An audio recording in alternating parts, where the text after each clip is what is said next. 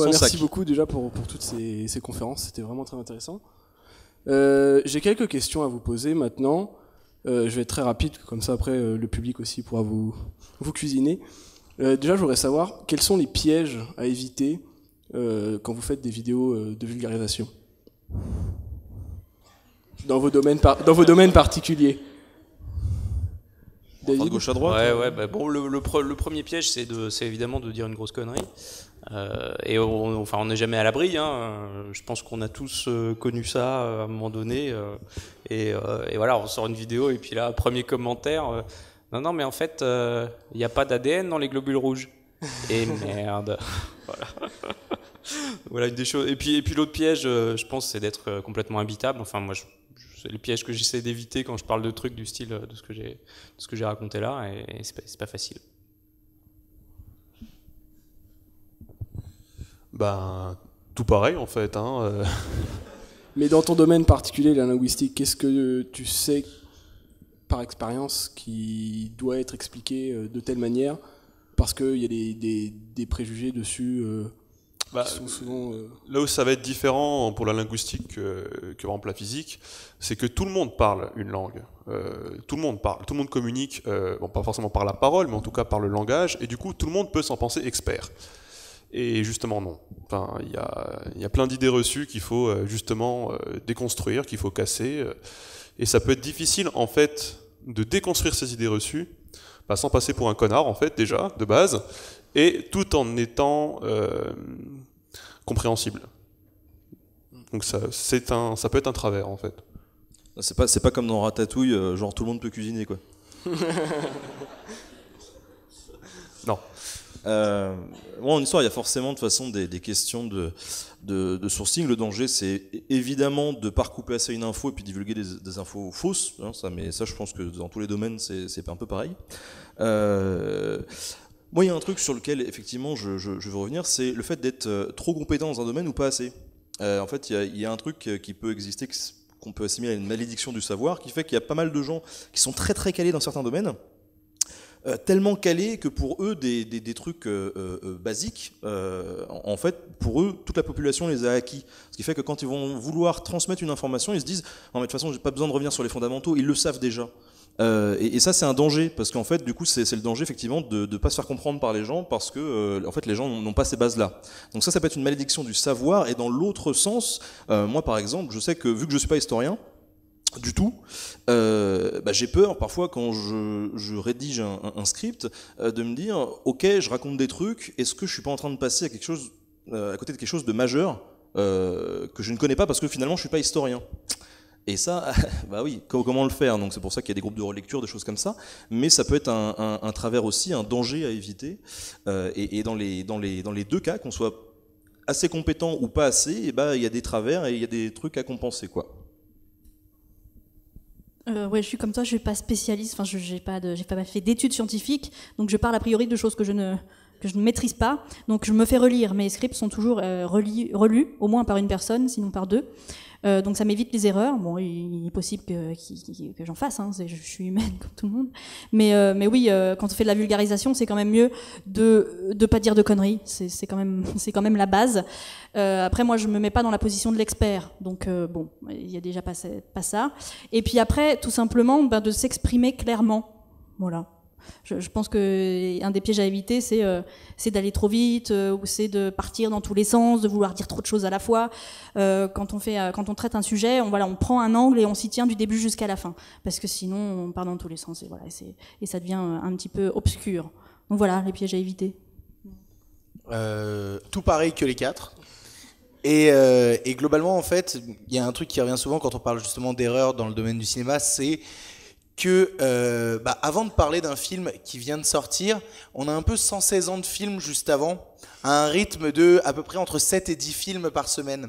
Et c'est impossible d'avoir tout vu, juste de base, si tu l'as fait, tu es mort déjà, globalement.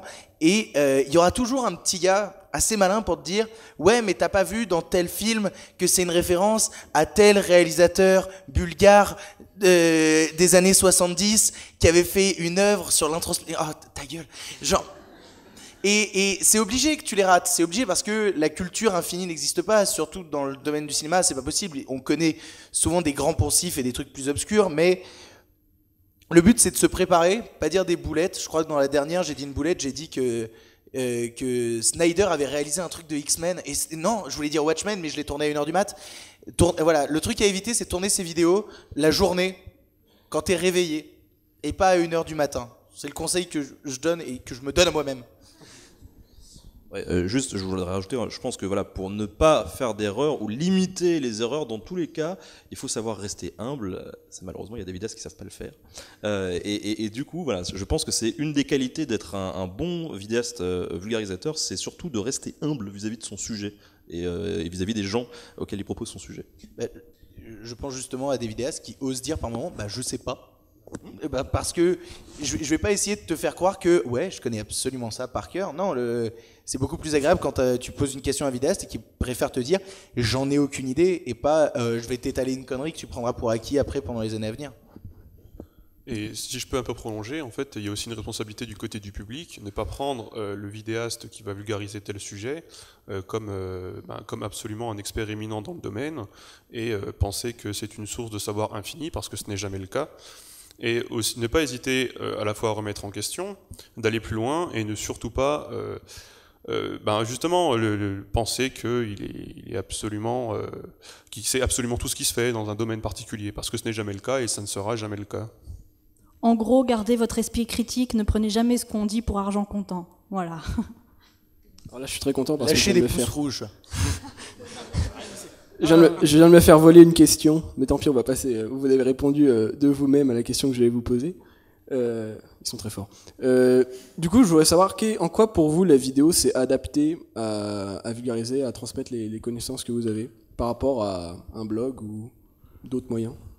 Alors bon, sur ce point précis, si vous voulez une réponse en 20 minutes, je vous renvoie à ce que j'avais raconté ici il y a quelques semaines à Lyon Science. Alors je crois que la vidéo n'est pas encore disponible, mais elle devrait être là bientôt. Moi j'ai fait de la vulgarisation en blog pendant 5-6 ans avant de passer à la vidéo. Et je pense que la vidéo a deux avantages. La première, c'est que ça permet de dérouler de manière plus cadrée son explication pédagogique, alors que sur un texte écrit, les gens vont pas forcément lire avec le bon rythme ou passer le temps qu'il faut sur les points qu'il faut, etc. Alors qu'avec une vidéo, on contrôle le timing. Et puis l'autre argument, c'est que je pense que la vidéo, et notamment le type de vidéo en face caméra qu'on pratique tous ici, est quelque chose qui se rapproche vachement de l'interaction naturelle qu'on peut avoir quand on est en train d'expliquer un truc à un pote au bar ou je sais pas quoi. Et du coup, je crois que c'est un mode de communication qui est vachement puissant et se crée une connexion assez forte entre le vidéaste et le spectateur qui permet de faire passer beaucoup plus de choses que ce qu'on le ferait à l'écrit. Oui, c'est finalement hyper dynamique. Ça permet aussi, enfin moi de mon côté, ça permet de rajouter énormément d'images. Je sais que par épisode, des fois j'ai 60, 80, 120 images dans un épisode. Si je devais le foutre dans un billet de blog, je pense que ça ressemblerait à rien. Il y aurait un scroll qui directement ferait fuir à peu près n'importe qui de sain d'esprit. Donc moi je pense que c'est un format qui est très friendly en fait, tout simplement. Et puis la vidéo, ça se consomme de plus en plus, parfois au détriment du texte. Et notamment les jeunes générations sont peut-être plus intrigués et vont plus vers de la vidéo, donc je pense que c'est des moyens qu'on doit occuper justement pour permettre de transmettre des savoirs. Ça veut pas dire que le blog doit disparaître, ça veut pas dire que les podcasts audio doivent disparaître, parce que chaque média a ses avantages. Et par exemple, je sais que moi, quand je suis dans ma bagnole et que je fais un trajet de 300-400 bornes, je me mets des podcasts de Podcast Science ou de Temporium Radio spécialisé dans l'histoire qui va durer 2 heures et j'écoute et je trouve ça trop bien. Et voilà, c'est vrai que peut-être que chez moi, avec mes gosses qui courent à côté partout, qui me lancent des trucs dans la tête, peut-être que je pourrais pas me concentrer pendant 2 heures sur ce podcast audio. Mais par contre, une petite vidéo de 3 minutes à un moment donné, c'est possible. Après, je fais pas des vidéos de 3 minutes. Mais Ouais, moi là, j'ai fait de la radio et ça me frustrait beaucoup dans le spatial et les sciences de l'univers de pas avoir d'image en fait. C'est con, mais à la radio, et des images de l'espace, on en a tellement des merveilleuses que c'est frustrant pour moi. Donc la vidéo, ça me permettait aussi de montrer des images. Et puis je suis comédienne à la base, donc la vidéo quoi. Hein, c'est beaucoup plus rigolo pour moi. Voilà, juste je kiffe. Voilà, c'est la seule raison. Hein, j'ai encore pas très intelligent ce que je dis là. Mais... Personnellement, en fait, j'ai toujours fait à moitié de la fiction et à moitié justement du contenu où je parlais de cinéma, donc la vidéo me semblait un peu naturelle à la base.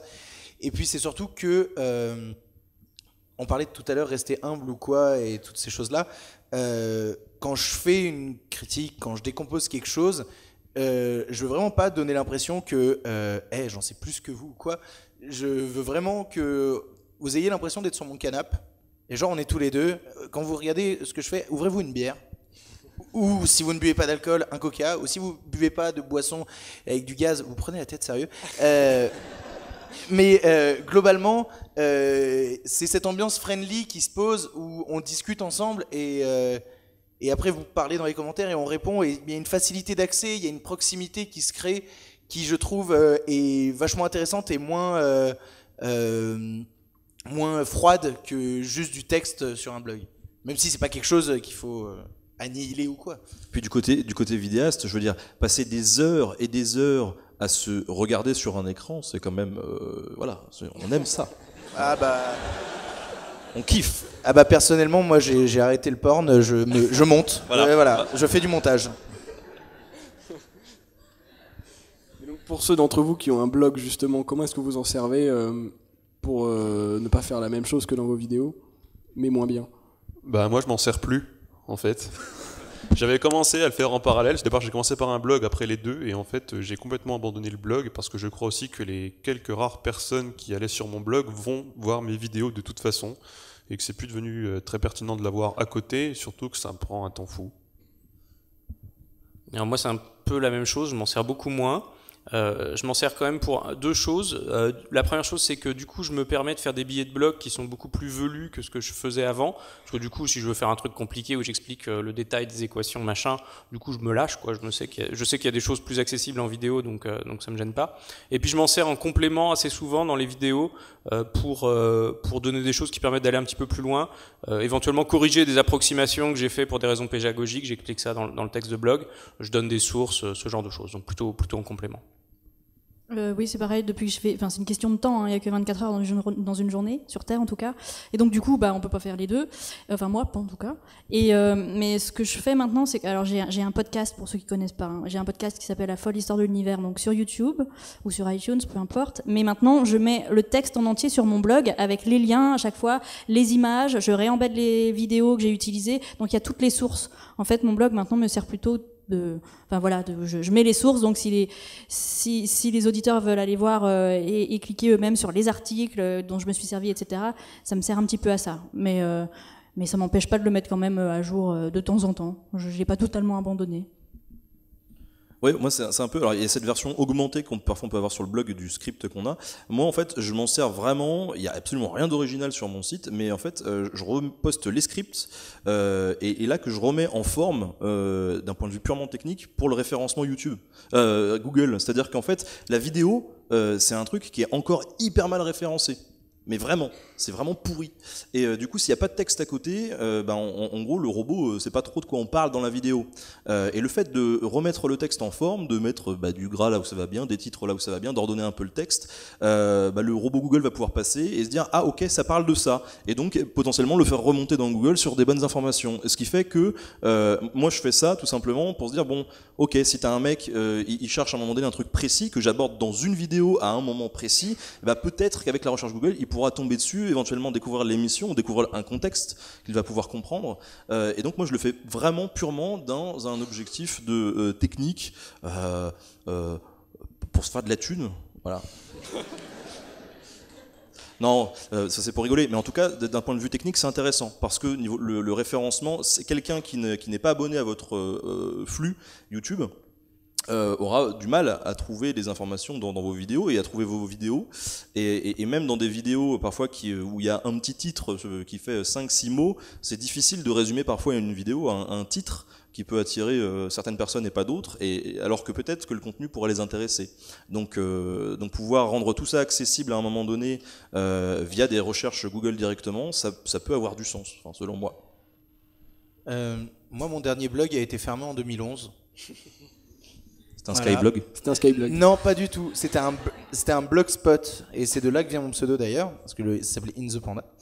Et parce que je mettais fortement à la vidéo, donc je délaissais forcément le côté texte, parce que je me suis dit, mais les gens vont pas le lire, j'ai qu'à leur lire, j'ai qu'à leur mâcher le travail. Et j'ai eu envie à un moment de retourner au texte pur. Je crois que l'année dernière, j'ai ouvert un Tumblr, et il a duré 1 mois. Donc globalement, je pense que je vais rester sur la vidéo. Voilà, définitivement. Un tableur pour du texte, t'étais déjà mal barré, non? Non, j'écrivais en fait. En fait, c'était l'époque où j'essayais de rattraper des grands classiques du cinéma que j'avais pas, que j'avais raté parce qu'on peut pas tout voir. Et en fait, à chaque fois que je revoyais un grand classique dont on m'avait pété ce que vous voulez pendant très longtemps, en me disant il faut que tu le vois, bah au lieu de faire une vidéo sur ma chaîne en disant ah j'ai vu machin, qui est un film que tout le monde connaît, bah je faisais juste une petite note sur Tumblr en disant j'ai vu tel truc, c'était vachement intéressant pour telle chose, telle chose, telle chose. Je l'ai fait sur 3 films. Donc 3 jours. Voilà. Globalement. Et après je me suis dit waouh, t'as tellement d'autres trucs à faire, et c'était fini. On salue la prise de risque. Ouais. C'est à un moment, tu sais, c'est ce genre de moment où tu te lèves le matin décidé. Tu dis je vais faire quelque chose, tu le fais, et 3 jours après tu te lèves et tu te dis oh c'est vrai qu'il y a ça. Oh. Et puis t'arrêtes. Moi, j'ai essayé d'aller sur Snapchat, j'ai jamais réussi à poster une photo. Du coup, j'avais mobilisé toute ma communauté Twitter en disant venez, je suis sur Snapchat, c'est vraiment génial. Donc j'ai eu plein d'abonnements et tout. J'ai pas réussi à envoyer cette photo de merde, et du coup, j'ai renvoyé un tweet en disant c'est fini, j'irai jamais. Et j'ai eu un compte Snapchat vide avec plein d'abonnés. Et c'est un peu la même démarche. La détermination qui dure 5 minutes. C'est ça. Oh. Et du coup, je voudrais terminer une dernière petite question. Comment, selon vous, on pourrait améliorer la reconnaissance de la vulgarisation sur Internet pour pas vous faire prendre pour des guignols, en fait? Ce qui n'est pas le cas ici, mais malheureusement... Alors, j'ai pas compris la fin de la phrase, en fait. Il était en train de dire pour pas se faire prendre par des guignols avec la vulgarisation. Non, je veux dire, vous êtes des gens qui travaillaient sur YouTube, et pour certaines personnes, ça reste encore un métier d'amateur, quoi. Bah, il y a un gros problème surtout, c'est à chaque fois que tu commences à parler d'un sujet, tu vas avoir des gens mieux calés ou moins bien calés sur le sujet qui vont venir commenter en disant t'as aucune légitimité pour parler de ça. Et c'est un gros problème sur Internet, c'est cette question de légitimité. Mais si je suis passionné de cinéma, si je suis passionné d'histoire, si je suis passionné de linguistique, il y en a... Non, c'est pas vrai, je regarde ces vidéos, j'aime beaucoup. Voilà, ça c'est fait. Mais globalement, si t'es passionné de quelque chose et que t'as envie d'en parler, il n'y a pas de question de légitimité. Parle-en, fais-toi plaisir et parle-en. Et si t'as envie de décomposer ça et tout, tant que tu dis pas d'énormes conneries et que quand on te fait remarquer que t'as dit une énorme connerie, tu vas pas te la péter en disant non, mon avis est supérieur et j'ai raison. Tant que t'atteins pas cette étape-là et que tu sais te remettre en cause et avoir une remise en cause critique, il n'y a pas de légitimité à avoir, parle de ton sujet, fais-toi plaisir. Si t'aimes les écharpes en laine, fais une émission sur YouTube sur les écharpes en laine. Ça trouvera son public, je suis sûr. La meilleure chose qu'on puisse faire, c'est de pas dire de bêtises, encore une fois. Voilà, pour être crédible, faut être sérieux.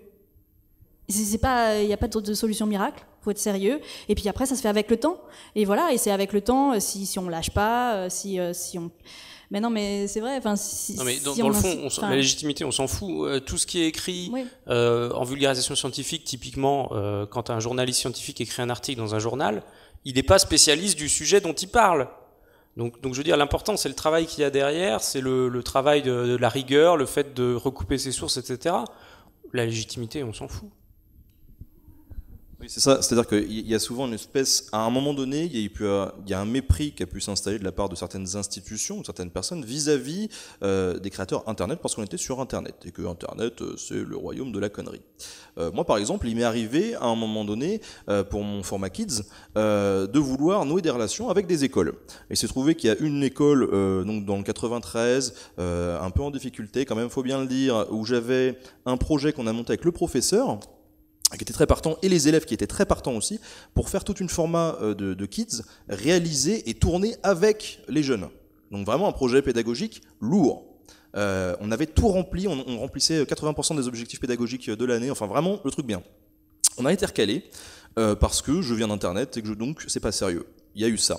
Il s'est trouvé que pour la personne qui finalement a collaboré avec moi, qui est une professeure de CE2, CM1, on lui a dit « Ok, tu as le droit de collaborer, pas de problème, mais tu n'as ni le droit de donner ton nom de famille, pour pas qu'on t'identifie, ni le droit de donner le nom d'établissement, parce qu'on veut pas se mouiller quand même, ça reste Internet et ça reste des conneries. » Donc il y a ce genre de mépris qui a pu s'installer. Ce qui est effectivement, ce que dit Florence et qui est exact, c'est qu'avec le temps, ça progresse. Et ça, c'est jouissif, déjà. Et c'est bien. C'est-à-dire que de plus en plus, on a d'autres institutions qui commencent à se dire bon, ok, c'est pas le média qui fait qu'à un moment donné, la personne qui parle dessus est une merde. Même si on peut être tenté, effectivement, sur des mauvaises langues, de se dire qu'à la télé, souvent, il y a de la merde. Mais il y a aussi des choses très bien à la télé. Et donc, il faut pas mettre tout dans le même sac. Et il y a certaines institutions, du coup, qui commencent à faire appel à des vidéastes. Dernièrement, voilà, c'est pas histoire de faire de la pub, mais avec François Thorel et Patrick Beau, on a pu faire des trucs avec le musée du Louvre. C'était vachement bien, et ça, je pense que ça a énormément crédibilisé notre action. De se dire qu'un musée comme ça, assez sérieux, peut venir demander à des vidéastes de collaborer avec leur institution, ça c'est cool. Et je pense que c'était une première qu'on a fait, et je pense que ça peut débloquer d'autres trucs. Et ça c'est bien parce que ça va permettre une certaine reconnaissance institutionnelle. Alors après, est-ce qu'on doit absolument rechercher à tout prix cette reconnaissance institutionnelle ? Là, c'est un vaste débat. Quoi qu'il en soit, si on n'a pas cette reconnaissance institutionnelle, on ne peut pas avoir de reconnaissance sur d'autres plans. Ce qui fait que, actuellement encore, il y a tout de même pas mal de mépris qui peut tourner autour des vidéastes Internet. Encore une fois, j'ai dit, ça change. Ce qui fait que bien les instances un peu supérieures, politiques, institutionnelles, ne se penchent pas forcément sur ce qu'est vraiment un vidéaste sur Internet. Et donc, on arrive à des situations où chacun d'entre nous, en tout cas moi c'est mon activité professionnelle, on n'a pas des statuts légaux, on n'a pas d'existence juridique, on n'a pas de statut qui nous représente, nous, en tant que vidéastes, Internet, par exemple. Et ça fait partie un peu de cet aspect de crédibilité, puisque moi, mon entreprise, je suis réalisateur de clips publicitaires. J'ai un copain qui est créateur de sites internet, et puis un autre qui est blogueur, ou un autre encore qui est rédacteur web. Tout ça parce qu'on n'a pas de cases dans lesquelles nous mettre. Et que pour l'instant, ça change pas parce qu'on n'arrive pas effectivement à se fédérer sur une structure ensemble pour pouvoir dire nous sommes là, on fait des choses aussi, alors que c'est notre métier ou pas, il y a un statut et peut-être qu'on peut faire progresser les choses. Et ça, je pense que ça pourra débloquer d'autres trucs, y compris de la crédibilité, et permettre à tout le monde d'exercer et de raconter des histoires intéressantes dans de bonnes conditions. Parce qu'à un moment donné, cet aspect de non-crédibilité qui peut y avoir encore, et qui encore une fois évolue, ça influe sur plein d'autres trucs, y compris par exemple le fait qu'il y ait énormément de vidéastes qui soient précaires. En tout cas dans le domaine de la vulgarisation culturelle, etc. Il y a énormément de vidéastes qui sont précaires. Et si là il y avait peut-être une prise de conscience des institutions, et donc une reconnaissance institutionnelle, peut-être qu'il pourrait y avoir, je sais pas, des fonds débloqués pour aider des vidéastes qui sont jeunes ou qui sont installés depuis 2-3 ans, qui n'ont pas de quoi vivre. Je parle pas de moi, hein, parce que moi j'arrive aujourd'hui à en vivre. T'es youtubeur, t'es millionnaire de toute façon. C'est ça. Mais des gens qui font des programmes très intéressants, qui font des fois 20 000, 30 000 vues sur des sujets de niche, mais qui sont particulièrement intéressants, que des chaînes de télé n'arriveraient pas, par exemple avec leur force, à intéresser des gens à cette hauteur-là sur des sujets complexes. Je trouve ça formidable. Donc il faudrait qu'il y ait encore une fois une prise de conscience et cette appropriation de la culture populaire que nous faisons tous, je pense qu'on en est des acteurs, eh bien il faudrait que cette crédibilité qu'on arrive à renforcer petit à petit avec le temps, comme le dit Florence, eh bien il faudrait que cette crédibilité porte tout ça et puisse permettre à encore plus de gens de s'approprier cette culture populaire et qu'il y ait une véritable prise de conscience nationale et mondiale. Voilà. Bravo. Ah, mais je crois aussi qu'on mélange encore trop souvent l'outil et la personne qui l'utilise. C'est-à-dire que l'outil Internet, c'est forcément mauvais, et un livre, c'est forcément bon. Mais non, il y a des tas de salopards qui sortent des livres, hein, et il y a des tas de gens bien sur Internet. Voilà, c'est tout. Nabila a fait une autobiographie, voilà. D'ailleurs, je sors un livre à la fin de l'année. Voilà. Mais moi, c'est une petite expérience personnelle. C'est quand j'ai dit je fais des vidéos sur Internet, on m'a demandé quand est-ce que j'allais trouver un vrai métier. Et je suis passé 20 secondes dans un programme France O et on m'a dit « Ah, on t'a vu à la télé ?» Et tu fais de la vidéo, du coup, tu fais des trucs hyper intéressants. C'est-à-dire qu'il a fallu que je passe 20 secondes sur France O ou sur Alsace 20, ça marche aussi, pour que je sois reconnu comme créateur de vidéos. C'est quand même incroyable. C'est incroyable, mais je pense que surtout la question de la légitimité et la question de la culture populaire, c'est lié Une nouvelle utilisation des médias, de l'information. Aujourd'hui, YouTube, ou la vidéo en général, les vidéastes en général, c'est Monsieur Tout-le-Monde qui parle à Monsieur Tout-le-Monde sur un sujet qui l'intéresse, un sujet que la télé ne se sent pas forcément concernée, parce que ça fait pas, ils ont des exigences publicitaires, etc. Ils doivent faire du chiffre, et forcément, faut faire des trucs vendeurs. Et du coup, cette horizontalité, il n'y a pas l'argument d'autorité, quoi. Il n'y a pas l'argument d'autorité comme dans une situation comme pour la télé, par exemple. Ça fait quand même souvent argument d'autorité parce qu'on ne remet jamais en cause ce que ça dit, parce que forcément, si c'est la télé, c'est vachement bien, c'est très vertical. Et c'est doucement en train d'évoluer. Faut attendre, je sais pas, 10, 15, 20 ans, on verra bien. Et puis je pense qu'avec nos barbes, on passe pas à la télé, tout comme Victor avec ses cheveux, je veux dire. Ou Florence qui est une fille, voilà, ah là là, oh mon Dieu, on a tous des... Mais, et ça, c'est vraiment très important de le prendre en considération. Par contre, je remarque un truc qui est génial au niveau de la légitimité, c'est que tu commences à être pris au sérieux par contre quand tu as beaucoup d'abonnés. Et c'est par contre le détail qu'ils vont mettre en avant. Et ça, je trouve ça incroyable que on commence à t'écouter seulement quand... regarde, il y a plein de gens qui te suivent, donc ça veut dire quelque chose. J'ai été interviewé par un journal dont je donnerai pas le nom. Le titre de l'article, il m'avait dit ouais, on va parler de ta chaîne, on va parler de cinéma, on va parler de plein de choses. Le titre de l'article, c'était Victor Bonnefoy, ouvrez les guillemets, j'ai 100 000 fans sur YouTube. Alors, c'est pas la taille qui compte, là, pareil. Voilà, mais je me suis dit genre, quoi ? Et pourtant, il y a un moment où je réponds dans le truc en disant mais ça veut rien dire le nombre. Il y a des gens qui... C'est pas le nombre. Voilà, exactement. Il y a des gens incroyables qui ont beaucoup de talent, qui ont jamais dépassé les 20 000 quand j'avais dépassé les 10 000 abonnés, qui font des émissions incroyables sur des sujets parfois de niche, mais vraiment ultra intéressants et qui mériteraient eux d'avoir justement un appui médiatique et un appui de fond parce que quand t'as pas beaucoup d'abonnés, tu fais pas beaucoup de vues, donc tu vis pas de ça, même si t'es extrêmement talentueux dans le sujet que t'exposes. Et c'est vraiment dommage. D'ailleurs, pour les camarades et camarades qui sont intéressés, il existe des plugins que vous pouvez installer sur vos machines PC, Linux, certainement pas Mac, qui vous permettent, en naviguant sur YouTube, d'anonymiser totalement les vidéos, ce qui veut dire que vous ne voyez pas le nombre de vues des vidéos, ni le nombre de likes, etc. Si, c'est un plugin Google Chrome, j'utilise Mac, voilà. Hier. Ah là là là là là là. Ah, Chrome, t'as vu, tu utilises quand même Chrome. T'as fait le pas, t'as arrêté Safari, c'est bien Victor. Non mais c'est parce qu'au bout d'un moment j'ai voulu aller sur internet et sur autre chose que le site de l'Apple Store. C'est ça. Voilà. Et à un moment donné, des alternatives comme ça peut être un moyen de se libérer de cette espèce de moyen de pression bizarre qui veut que, ah oui, tiens, il y a deux vidéos, j'ai le choix, il y en a une à 14 000 vues et l'autre à 800 000. Laquelle vais-je choisir ? En général, un peu inconsciemment, on clique sur celle où il y a déjà 800 000 parce qu'on se dit, ah, celle-là, elle m'a l'air plus crédible. S'il y a 800 000 personnes qui ont cliqué dessus, c'est que ça doit être bien.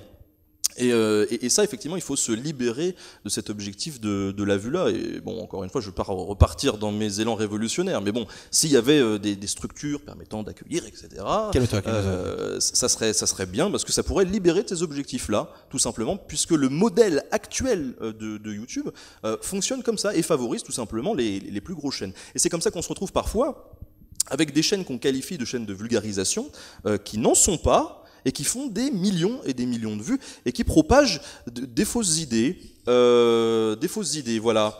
Je vais dire... Ah, je vais pas citer de nom. Les questions qu'on... n'aura pas de nom. Pardon. Oh putain, ça m'a échappé. J'avais promis de pas en parler. Je suis désolé. J'avais promis de pas en parler. Excuse-nous, camarades, je voulais pas. C'est pas gentil de faire ça. Pendant ce temps, lui, il pleure en comptant les billets de son dernier placement de produit. C'est ça.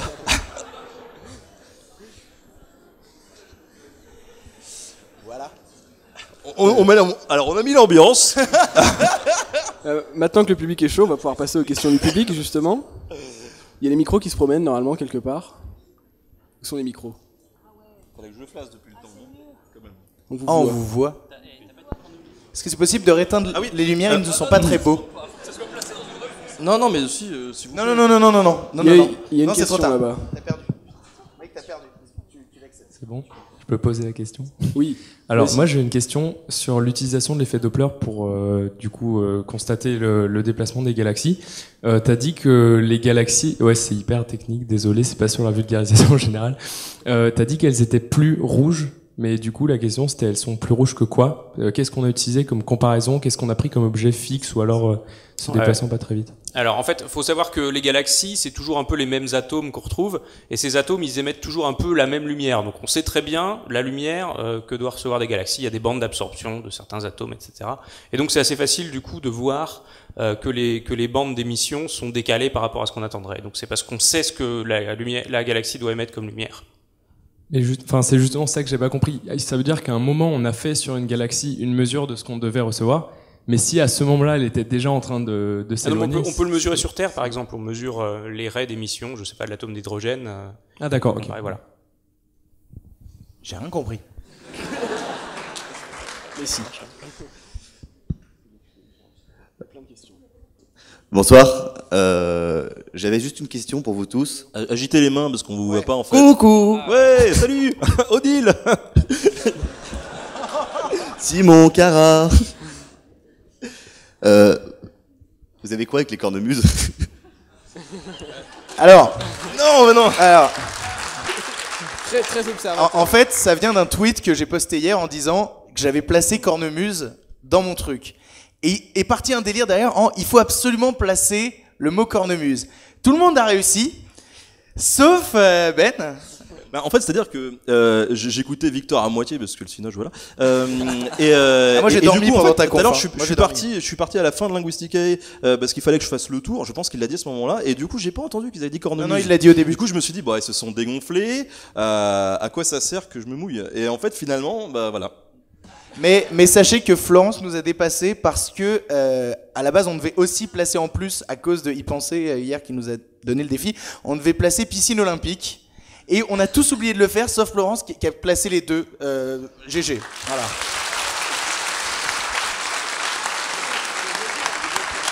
Pour ma défense, piscine olympique dans un truc qui parle des croisades, c'est pas évident.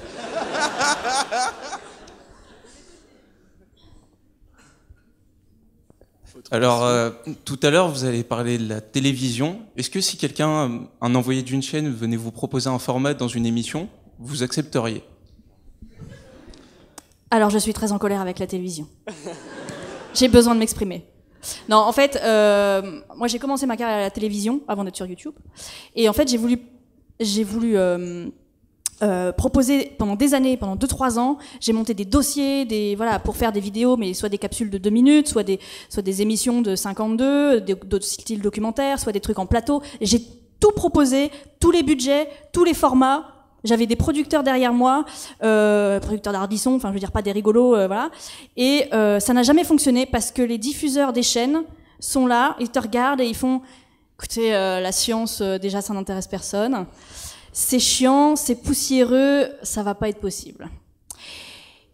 Et il se trouve que c'est un petit peu en train de changer avec le boom des youtubeurs scientifiques là sur le web. Et je pense que effectivement, là, la tendance se renverse.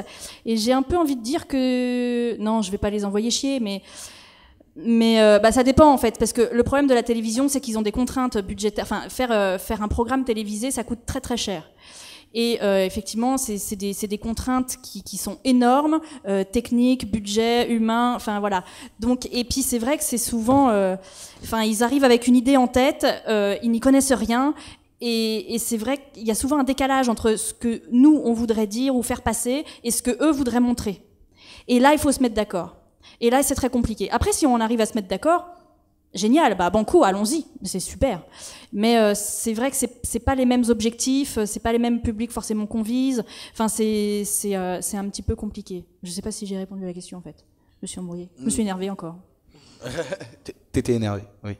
Mais alors personnellement, la télé, j'ai une réponse que je donne tout le temps et qui est assez bateau, mais qui est vraie. Le jour où on me laissera faire exactement ce que je fais sur Internet à la télé, j'irai.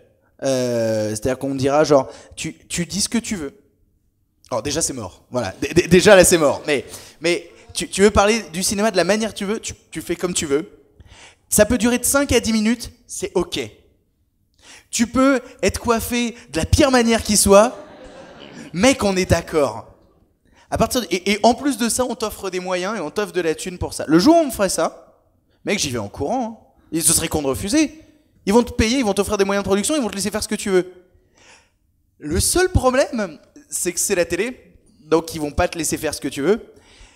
Et donc on est bien sur Internet. Voilà. Ouais, il y a ce côté où effectivement il y a un certain, enfin je pense que tout vidéaste, enfin la grande majorité des vidéastes sur Internet sont des réalisateurs tyranniques, c'est-à-dire que c'est des gens qui ont beaucoup de mal à déléguer, il faut qu'ils fassent les choses par eux-mêmes, c'est très dur de passer la main, et à un moment donné, aller à la télé, c'est accepter de déléguer une responsabilité, une vision, quelque chose comme ça. Donc c'est chaud, et il faut savoir pourquoi on y va. C'est-à-dire que honnêtement, il faudrait moi qu'il y ait un programme qui soit en totale adéquation avec ce que j'ai envie de faire pour y aller, un peu comme Victor. Et ça c'est pas sûr, et en fait c'est vrai que jusqu'à présent je me disais oui, why not, etc. Ça reste ma réponse, mais avec des réserves, parce que effectivement quand je vois dernièrement, j'avais été contacté par TF1 qui sont venus me voir à la maison, et le mec m'avait dit ouais t'inquiète, on va faire un truc, ça sera pas du tout comme les autres, pour une fois on va pas miser ça sur les thunes, sur le truc, le machin, on va faire un truc. Je lui ai dit écoute, moi ce que je veux c'est, est-ce qu'on peut parler de cet essor de la culture populaire, parce que vous avez compris, j'aime bien parler de ça. Et il m'a dit oui tout à fait, c'est intéressant, on y va. Il est venu une journée à la maison, il nous a filmé, c'était chouette. J'ai vu le reportage, j'ai décroché mon téléphone, je lui ai appelé, je lui ai dit c'est quoi cette merde quoi, parce que c'était oui bonjour, alors il est tout seul dans son salon et il se fait 2000 € par mois. Oh, et c'était exactement ça, c'était le reportage cliché qui passait déjà partout. Alors que moi de mon côté j'étais un peu niais, bon je m'étais dit peut-être. Bon, ok, c'était F1, j'étais très niais, mais peut-être que à un moment donné, ils vont avoir un sursaut, ils vont faire quelque chose qui est pas mal. Et puis non, et j'étais extrêmement déçu et je me suis senti over-trahi, quoi. Et à un moment donné, je me suis dit, mais si des mecs comme ça, effectivement, viennent me proposer un truc à la télé en me disant, t'inquiète pas, on va faire comme tu veux, machin, nanana, toi tu tournes, tu fais ton truc, on voit après, nous on s'occupe du montage, du machin, j'aurais un peu de mal. Après, pour le coup, tu parlais du reportage sur TF1. Bon, il est sur toi, mais il n'empêche que je suis pas du tout d'accord avec toi parce que moi je l'ai pas trouvé si mauvais ce reportage-là. Non, mais je vais expliquer mon point de vue. Faut arrêter d'être naïf avec la télé, c'est la télé. C'est-à-dire que leur but c'est de toucher le plus grand public possible, de la ménagère de moins de 50 ans aux gamins de 14 ans. Donc il faut que ça parle à tout le monde. Donc tu leur dis, il y a un mec qui fait des vidéos sur YouTube. Ça le touche pas, déjà il coupe. Par contre tu dis à la ménagère de moins de 50 ans, ce mec il arrive à se toucher plus d'un SMIC en bossant sur internet, et ben forcément il t'écoute. Et là tu peux rentrer dans le sujet et on te voit tourner une vidéo, on voit ta page Tipeee, on te voit t'exprimer, on voit d'autres vidéastes ensuite. Donc au final, et c'est magnifique. Non mais c'est magnifique. C'était pas si naze. Moi le lendemain matin, j'ai croisé mon voisin, tu vois, qui doit avoir 55 ans et qui vient me voir et me dit « Eh mais c'est génial, vous faites des trucs sur internet, mais qu'est-ce que j'aimerais être à la retraite avant l'heure ?» J'avais envie de dire, tu sais, j'avais envie de pleurer. Je me disais, mais attends, est-ce que tu te rends compte un peu du boulot qu'il y a derrière? C'était tourné d'une certaine façon. Et il se trouve que dans ce reportage, on était 3, effectivement. Il y avait Bruce, il y avait moi, et il y avait une jeune femme aussi qui était booktubeuse. Il se trouve que je connais cette jeune femme qui a été présentée comme une petite booktubeuse qui n'arrivait pas du tout à s'en sortir et qui était prête absolument à tout pour faire des vues, etc. Qui n'avait pas de boulot, qui machin. C'est faux. La meuf, elle a un boulot, elle a jamais fait la crevarde sur le bord de la route en disant s'il vous plaît des vues ou voilà. Enfin, c'était faux. Et moi, honnêtement, bon, pour moi, j'étais un petit peu choqué parce qu'effectivement, le mec avait pas mis en avant ce dont on avait convenu, mais pour elle, je me suis senti hyper mal, vraiment. Je me suis senti profondément mal et choqué. Donc voilà, tout est question effectivement de point de vue. C'est bien qu'on commence à en parler. Il faudrait, moi, je veux dire, il faut pas se réjouir parce qu'à un moment donné, on parle de nous. Il faut se réjouir parce qu'on parle de nous d'une manière correcte et qui reflète notre activité. Et notre activité, c'est pas de faire du pognon. C'est bien de montrer qu'il y a des gens qui arrivent à en vivre. Aujourd'hui, combien de vulgarisateurs arrivent à en vivre en France sur YouTube? Combien? Moins de 10, c'est clair. Moins de 10. Donc, présenter une activité de vulgarisation sur une grande chaîne de télé en prétextant qu'on touche un plus grand public, en montrant, regardez, il y a des gens qui arrivent à en vivre. Ah oui, c'est magnifique, on est 10 pélos à en vivre. Est-ce que c'est si important que ça? Alors, il y a un peu d'espoir quand même concernant la télévision. J'ai râlé, mais maintenant bon. Ça tombe bien que vous en parliez parce que j'ai du concret à vous apporter. Alors c'est un scoop, hein, c'est pas sorti du tout. Vous êtes les premiers à le savoir. Voilà. Ça fait 2 ans que je travaille avec une boîte de prod, je suis pas la seule, avec une boîte de prod qui s'appelle Effervescence, produisent Nagui, voilà, ils existent depuis 25-30 ans. Et là, ils ont décidé de se lancer sur Internet. Donc, ils vont lancer une plateforme de vidéos de vulgarisation scientifique qui s'appellera String Theory. Le lancement, c'est le 4 mai. Nous sommes 3. Il y aura Experiment Boy, Nozman et moi. Voilà, ça sortira le 4 mai. Vous êtes les premiers à le savoir. Et il se trouve que les programmes qui ont été tournés et que vous verrez donc le 4 mai seront sans doute, peut-être, éventuellement diffusés en télévision. Mais ça viendra du web. Donc en fait, je pense pas que ce soit les télés qui viennent nous chercher. Je pense plutôt que ça sera d'abord sur le web, on verra comment ça marche et ensuite les diffuseurs achèteront les programmes, disons bah bon, puisque ça marche, on va les diffuser. Mais les contraintes budgétaires en télé sont telles que pour l'instant, ils sont pas prêts à mettre de l'argent dans les sciences et se dire est-ce que ça va marcher? Non, ils vont pas prendre ce risque-là. Surtout voilà, les cobayes viennent d'être annulés supprimés pour la saison prochaine. Donc les sciences, ça sent un peu le roussi. Donc je pense que c'est par le biais de boîtes de prod qui vont se lancer sur Internet et avec des moyens de production derrière, donc une réal, du son, des décors, une production ou une vraie production, et que ça puisse ensuite passer en télé. Là, ça sera plutôt dans ce sens-là. Après, des vidéos d'internet à la télé, on en a plein. Hein. C'est juste qu'ils les volent, ils te créditent pas et peut-être pas pour la science, mais en tout cas pour pas mal de vidéos. Si vous regardez Hanouna le soir, il y aura plein de petites vidéos d'internet où on aura bien flouté qui mais là l'a encore, fait. Hier, j'ai reçu un mail de TF1 me disant voilà, on aimerait bien utiliser vos images. Est-ce que vous nous donnez l'autorisation? Ah bah oui, bien sûr. Voilà. Donc là, ça évolue. Ça évolue, ça évolue. Et quelles sont vos conditions surtout? Voilà. Est-ce qu'on peut utiliser vos images et quelles sont vos conditions? J'ai remercié. Voilà, et puis j'ai donné mes conditions. Mais j'ai trouvé la démarche. Non. Mais oui, il faudrait que j'apprenne ça, à demander de l'argent accessoirement. Mais j'ai trouvé la démarche. Je trouve que c'est bien. Donc j'ai remercié d'avoir eu cette démarche. Mais moi, pour répondre très rapidement à la question, j'ai fait un épisode sur le tabou linguistique dans lequel je commence en disant putain de bordel de fils de pute de nique ta mère, je crois. Je suis pas sûr que ça passe à la télé, par exemple. Et comme en plus à la télé, la langue est vraiment très normative, c'est vraiment du français standard, il y a vraiment des... vous entendez à la télé des structures grammaticales que vous n'entendez plus dans la rue depuis 50 ans. Vous en rendez pas forcément compte, ou même des mots, ou même des usages, parce que après que avec l'indicatif, à la télé, ça marche, c'est même la norme. Dans la rue, c'est pas du tout le cas.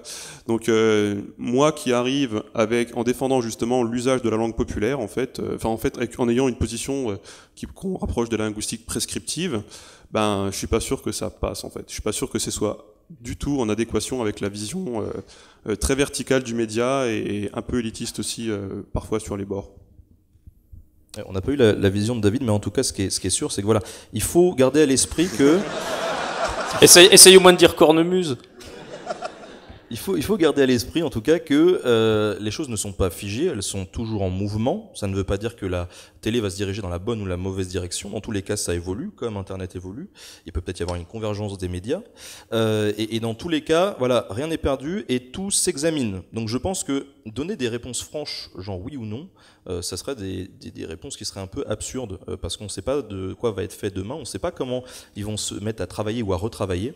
Et je pense que tout ça, effectivement, est à penser. Il se passe des choses actuellement, et pour certains, on fait partie de pionniers, comme je le disais, vu qu'il n'y a même pas de stature juridique. Donc le fait qu'il y ait une activité pionnière dans un domaine, à un moment donné, ça suscite des questions, ça chamboule les institutions, et du coup, il y a des réponses qui seront apportées et qui arriveront dans les années qui viennent, je pense.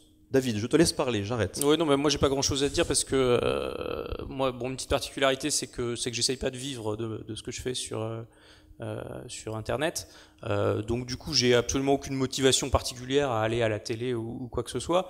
Je me ferme pas, je veux dire, je le ferai si un jour on me propose un truc qui, sur le plan pédagogique, s'accorde avec ce que j'ai envie de faire, un peu ce que disait Victor, mais à mon avis, c'est quelque chose qui n'arrivera jamais, ou alors qui arrivera trop tard, parce que moi je pense que ça va prendre peut-être pas si longtemps que ça, mais la télé, je pense, va finir par mourir. Et on dira, en étant plein de surprises, comme on dit par exemple aujourd'hui de Kodak, quoi, genre ils n'ont pas vu le vent du boulet arriver. Alors c'est pas tout à fait vrai d'ailleurs pour Kodak, mais peu importe. Et je pense que ça va finir par se passer avec la télé. Bim. Bonjour. Oula. C'est une question qui est autant pour l'orga que les invités en fait. Pour moi la fac c'est un petit peu lointain, mais j'ai l'impression qu'il y a de plus en plus d'événements comme ça, des confs avec des scientifiques et des vidéastes qui sont invités dans les universités, des étudiants qui font leur domaine d'études, qui font des vidéos à partir de leur domaine d'études. Sans parler des institutions dont vous avez déjà parlé, genre l'éducation nationale, comment ça se passe avec les universités, enfin le milieu universitaire, les chercheurs? Est-ce qu'il commence à y avoir une légitimité? C'est un milieu qui est quand même plutôt fermé normalement pour ce genre d'événement et pour votre travail. Et juste, avant de vous laisser répondre, une toute petite remarque sur ce que tu as dit sur Ratatouille, Ben. La morale de Ratatouille, c'est pas que tout le monde peut cuisiner, c'est que d'excellents cuisiniers peuvent venir de n'importe quel milieu, donc c'était cohérent avec ce que disait Romain. Voilà, c'était super important.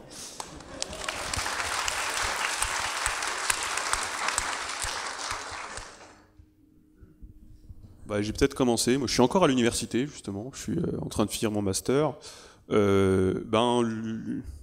J'ai des très bons contacts avec certains universitaires très précis, mais avec le corps universitaire, pas tellement, en fait. Mais je sais que c'est très variable en fonction des domaines. Je sais que, par exemple, Léo de Dirty Biology, il a plutôt des bons rapports avec ses anciens professeurs. Si je dis pas de bêtises, faudrait lui poser la question. Alors que moi, le problème c'est qu'en France, vite fait, quand même, la linguistique en tant que telle, ça n'existe pas vraiment. C'est tout le temps lettres classiques ou lettres modernes ou communication. Donc on est quand même sur un domaine qui est un peu méprisé de base. Ouais, la linguistique historique en France, ça se résume quand même au grec ancien en fait, au latin, au grec ancien. Donc en plus avec moi derrière qui parle comme un charretier, bah souvent ça se met mal en fait. Voilà. Donc je sais pas si quelqu'un d'autre. Ouais, moi j'ai peu de rapport avec le milieu universitaire. Ça se limite généralement à de temps en temps, je reçois un email d'un chercheur qui me dit qu'il trouve que j'ai bien traité un sujet. En général, ça me fait plaisir, surtout quand c'est un sujet qui est pas mon domaine de compétences. Voilà, mais sinon, oui, assez peu de contacts. Personnellement, dans ma vie, j'ai fait 1 mois en fac. Et puis c'était une fac d'audiovisuel, option cinéma. C'était pas bien. C'était vraiment pas bien. Comme toutes les facs de France dans de l'audiovisuel, ça manquait énormément de moyens, donc tu mets 6 élèves autour d'une seule caméra. Quand tu as 1 heure de pratique par semaine et qu'à côté c'est que des cours magistraux où on essaye de te détailler le cinéma dans tous les sens de manière ultra cathartique et absolument pas intéressante. Et au final, j'ai aucun contact avec les universités. Si. L'année où je me suis barré de l'université, ça c'est drôle, l'année où je me suis barré de l'université, donc j'ai fait 1 mois et je me suis cassé, 5-6 mois après, ou en tout cas, il y a 5-6 mois, j'ai été contacté pour aller faire une conférence dans l'université que je me suis barré. Pour aller faire une conférence devant les élèves qui faisaient partie de ma promo, et je me suis cassé, et maintenant ils veulent que je fasse une conférence devant eux. J'ai pas encore répondu. Mais en même temps, ouais, 5-6 mois, tu vois. Donc j'ai pas répondu encore. Je pense qu'ils m'ont oublié. Mais ça aurait été très drôle. Ça aurait été extrêmement drôle. Un peu déplacé, mais drôle. Moi, je me fais relire par des enseignants-chercheurs ou par des doctorants. Donc voilà mon rapport avec l'université. Moi, j'ai pas fait d'études scientifiques, donc voilà. Par contre, c'est moi qui demande à y aller.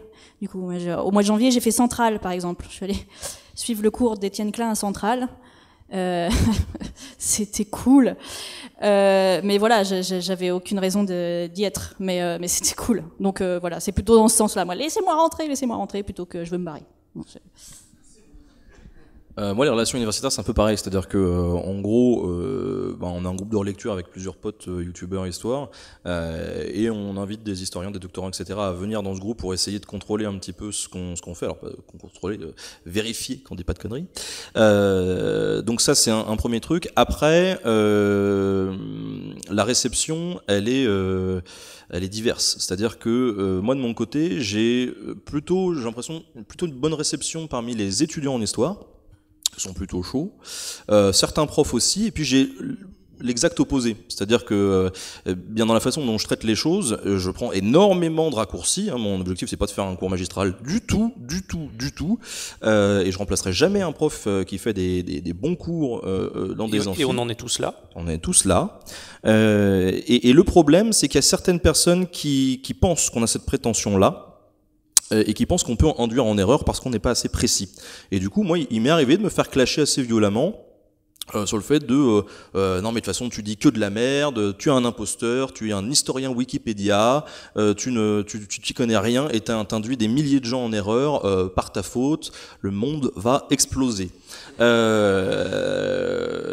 Donc il y a une responsabilité qui est là et elle est claire et on fait tout pour essayer de limiter une merde qui passerait comme ça dans un script. Bon, ça peut arriver. Dans ce cas-là, notre rôle c'est de l'assumer. Mais en tout cas, dans les milieux universitaires, voilà, c'est un peu mitigé. Il y a du bon, il y a des professeurs en fait qui comprennent l'intérêt et qui se disent ah oui, une vidéo comme ça, si ça peut susciter l'intérêt à un moment donné, why not, c'est bien, ça intéresse les gens. Maintenant, on va se l'approprier. Diffusons ce truc ou disons à nos élèves qu'effectivement ça existe et qu'il faut aller le voir et puis approfondissons en cours. Ça c'est des choses qui arrivent, c'est des comportements je trouve qui sont assez sains. Et puis il y a l'autre en mode non, l'histoire c'est pas ça, l'histoire c'est précis, l'histoire c'est des dates, et pour moi c'est une vision extrêmement élitiste de l'histoire qui ne me convient pas du tout et qui me déplaît même très fortement. Parce que je pense que on n'est pas tous réceptifs, et moi c'était le cas quand j'étais au collège et au lycée, on n'était pas tous réceptifs à des énumérations de dates et à des bourrages de crâne, comme on peut parfois le subir. D'ailleurs, il y avait des fautes dans les dates que tu nous as montrées. Ah oui ? C'est vrai ? Je m'en fous. Donc non, je m'en fous pas. Mais voilà, en tout cas, il y a ça. Et effectivement, il y a pas très longtemps, je me suis fait clasher très violemment sur Twitter après un épisode sur l'historiographie, donc l'histoire de l'histoire, en gros, et des mouvements d'analyse d'histoire, qui est un sujet qui, de base, dans les amphithéâtres, enclenche des mécanismes primaires chez les individus qui se mettent à se taper sur la tronche violemment parce qu'ils sont pas d'accord. Et là, ça a été très très violent sur Twitter où effectivement on m'a dit que j'étais qu'un incapable, etc. Et plein d'autres noms d'oiseaux. Il se trouve que au moment où donc il y a ces personnes qui m'insultaient littéralement sur Twitter, j'ai été les voir et je leur ai dit, vous savez quoi les mecs, vous êtes pas contents. Et je le conçois très bien si à un moment donné j'égratine votre domaine, malgré moi j'en suis profondément désolé. Vous savez quoi, je vous tends une main, venez vers moi, je vous suis sur Twitter, vous allez me contacter en MP, vous allez me donner votre adresse, etc. Je vous rajoute au groupe de relecture des scripts. Comme ça, s'il y a une merde à un moment donné, vous allez me sauter dessus, vous me défoncez comme ça, et au moins ça passera pas. Et on sera sûr, on sera safe sur le contenu. Qu'est-ce que vous en dites ? Il y en a un qui n'a pas répondu, l'autre qui m'a dit « Ah, vraiment, c'est cool d'ouvrir la main, de tendre la main comme ça, c'est vraiment bien. Excuse-moi, peut-être qu'on a été un petit peu fort. » Et j'ai plus de nouvelles. Voilà, donc je pense que ça fait partie de la vision un peu élitiste qui moi m'agace un peu et je pense que voilà, il faut être tout simplement clair sur nos contenus, comme je le disais, rester humble, ça ne remplace pas un cours et à partir du moment là, si c'est compris par des universités, par des médiathèques, etc., ça peut être des outils, je pense, formidables pour intéresser un public. Après, il y a le rapport avec les vulgarisateurs classiques. Ce qui est intéressant, c'est parce que je connais pas la vie de tout le monde, mais j'en discute régulièrement avec Roland Lehoucq, que peut-être vous connaissez. Et lui, il regarde tout ça avec beaucoup d'intérêt et il se demande s'il va pas se mettre à faire des vidéos. Il se demande s'il doit pas évoluer.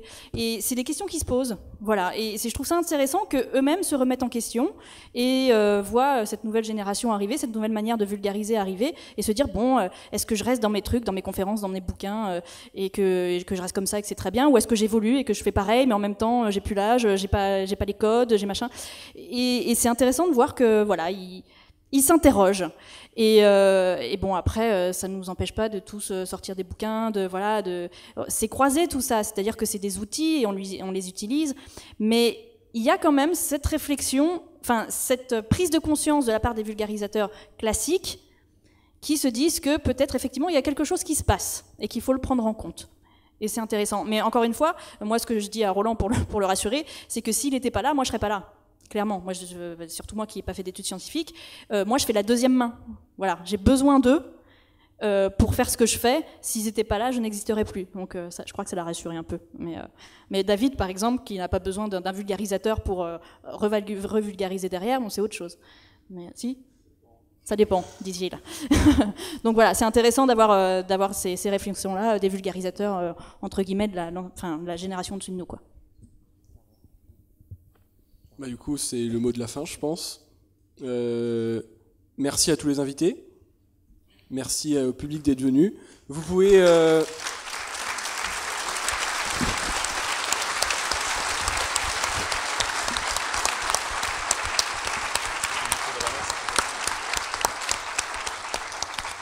Donc, maintenant, dans l'atrium, il y aura une séance de dédicaces. Vous pourrez faire dédicacer des affiches qu'on mettra, qu'on vous donne contre don libre, et sinon des petits tracts qu'on a fait imprimer à la charte graphique de l'événement. Il y a le retour de la buvette. Il y aura la librairie qui sera là pour vendre le livre de David Loapre qui a attrapé le boson de Higgs. Et je vous rappelle nos prochains événements. Donc Étienne Klein ici le 3 mai à 18h30 et les Intergalactiques le 14 et 15 mai ici même. Et pour terminer, j'aimerais remercier tout plein de gens, donc forcément les 5 invités, toutes les personnes de conférence qui ont aidé, Léo, Romain, Alice, Baptiste, les gens à la caméra, Étienne, Ludovic, à la régie, Romain et Ronan, Perle qui a conçu les magnifiques affiches, toutes les petites mains qui ont aidé, je vais sûrement oublier des noms, mais il y avait Kevin, François, Thomas, Yann, ENS Media qui nous a passé les caméras. Ils sont très sympas, l'ENS d'ailleurs, pour le rapport avec les universités. Ils sont très contents d'accueillir ces événements-là. Donc l'administration et la communication de l'ENS, je les remercie. Et enfin, Johan qui a créé cet événement et sans qui il n'y aurait rien de tout ça.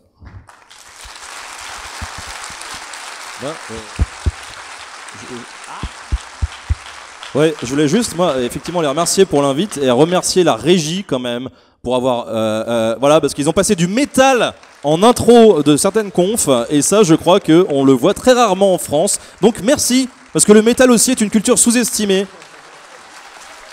Merci la régie.